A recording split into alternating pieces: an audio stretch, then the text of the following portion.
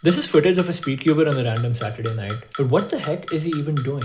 Okay, like what are you doing, bro? Like, is that a metronome? What? Okay, I guess this is getting harder. Alright, now I don't even know what I'm doing anymore. But hold on. Could you actually use this technique to get faster at cubing? Now, quick disclaimer, this is not like a new idea or anything. This has been in discussion for like a long amount of time, and I just thought I would revisit it because it's been a while. So to explain the basic idea, in music we have something called a metronome. A metronome basically helps you keep a rhythm at a certain tempo. It might be the simplest piece of technology. It basically just gives you a steady pulse that's usually measured in beats per minute. So if I say 60 BPM, that's 60 beats per minute. It's basically 1 beat every second. At 120 BPM, you're getting 2 beats every second, and so on. But as you know, in Speedcubing, there's an interesting metric called turns per second, which is basically the number of turns you do per second on average. So the way you usually calculate that is the total move count of your solve divided by the solve time, which quite literally would give you turns per second. So metronomic training is basically you forcing yourself to make turns exactly on the beat based on the metronome. And honestly, you might be able to make an improvement in your cubing in terms of efficiency and look ahead. Let me explain. So in cubing, it's not all about just turning fast and making sure that, okay, I'm losing absolutely no time in turning.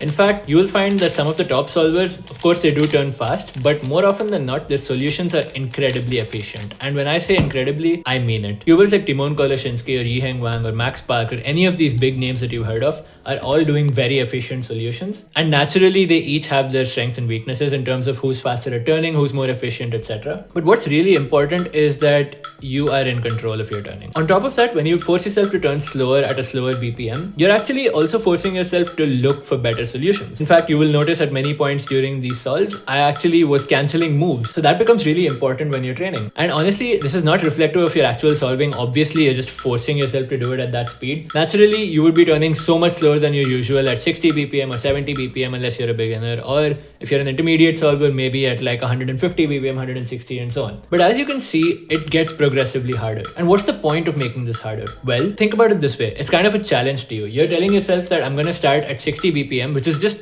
painfully slow, right? It's 1 turn per second at force. You're not even like turning at 1 turn per second because you can't turn faster. It's despite of the fact that you can turn faster. But one really cool thing is that when you force yourself to turn at this speed, you will automatically be looking for better solutions. But remember, you want to stay on beat, make sure you're being accurate with exactly when you hear the click. You want to be turning smoothly. You don't want to compromise on turn quality or like do like wrist turns just because you can. The point is to mimic exactly your normal solving, except you're doing it slowly so you can get more efficient, and you will likely see better solutions as well. And lastly, look ahead. Use slower turning to improve look ahead. This is something that a lot of cubers will advise you throughout your cubing journey, but in this case, you're pretty much forcing yourself to do that because you have the metronome. And yeah, that's pretty much all the benefits I wanted to cover in this video. And I just wanted to recommend you start metronomic solving. So start at a slow BPM and slowly keep bumping it up like I did at the start of this video. And I can pretty much guarantee you will be more comfortable with look ahead by the end of it. Of course, you need to do this like progressively and not just like do it for half an hour and then stop. You got to do this like every day for at least a few weeks. And honestly, it's not necessary to do this. I'm not putting this out there as like, oh, this will fix your cubing completely, but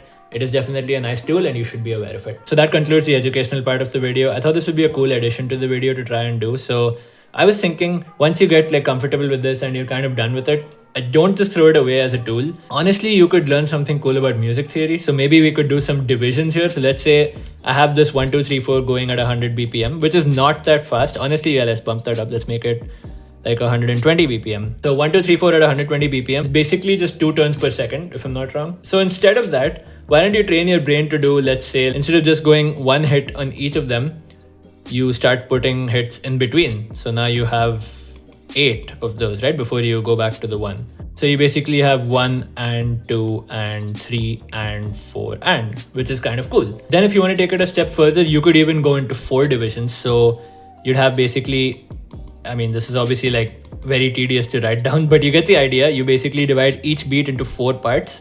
So now you have 1 E and a, 2 E and a, 3 E and a, 4 E and a. So like this is kind of how you can count, like these are 16th notes basically, these are 8th notes and these are normal quarter notes. And if you're feeling jazzy, you could also go for an order number. So you could just go like 3, which is just a triplet division. So you divide each of those into 3 parts. So you have 1 and a, 2 and a, 3 and a, 4 and a. And these are basically, this would give you like a kind of a swing vibe, like 1 2 3 2 2 3 3 2 3 4 2 3. You probably heard stuff like that as well in music. And yeah, this is something fun you could do. I don't know why I suggested it, but I'm gonna try it because why not? I will also be doing some challenges with polyrhythms, and now I'm not gonna get into that in this video obviously because this is not a music theory video, but I will be releasing some shorts where I try out different polyrhythms while solving the cube in one hand. So yeah, it's a bit tough to do that, but yeah, in case you don't know what a polyrhythm is, go look it up. It's a very cool piece of rhythmic music knowledge, and it's really fun to learn. You should absolutely try out polyrhythms for yourself. The basic idea of a polyrhythm is that you maintain two different rhythms at the same time within the same time grouping. But yeah, like I said, we're not getting into that this video. Enjoy the rest of these solves with divisions and stay tuned to the channel for some fun shorts coming up soon. I'll see you in the next one. Take care and peace.